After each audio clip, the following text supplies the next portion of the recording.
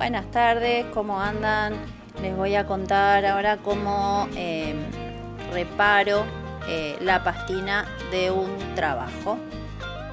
Punto número 1, raspar bien todas las juntas, si tienen agujeritos.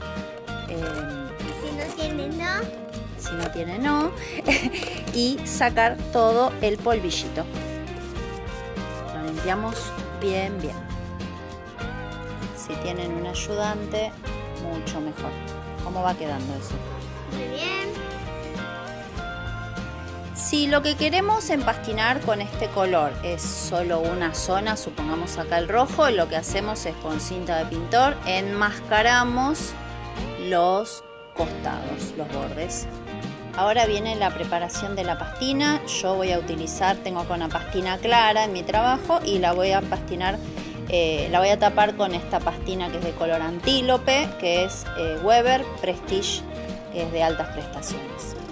Preparamos la pastina, como siempre, agregándole de a muy poquita agua, porque es muy fácil pasarse, hasta que quede un punto como una crema. Ahora sí, el tip para hacer pastina sobre pastina, esto es cola vinílica, cola Fortex, un buen chorro de cola en la preparación de la pastina. Mezclamos. Bueno, queda bien fluido y ahora lo vamos a empezar a pasar.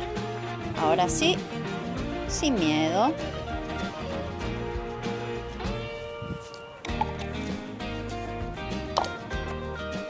Tenemos pasado por todo el trabajo y ahora empezamos a limpiar. Es un poquito más difícil de limpiar que cuando empastinamos la primera vez porque tiene cola. Bueno, sí, cuando empezaron a limpiar se puso muy duro porque estaban filmando historias como yo, le agregan unas gotitas de agua para poder limpiar mejor. Miren, un secreto para limpiarlo mejor de cuando está de esta forma es hacer así. Hacer con los dedos, pasarlo así. Gracias, hijo. Y ahora sí, perfecto. Cambiamos el color de la pastina en un ratito y aparte reparamos los hormigueros que había.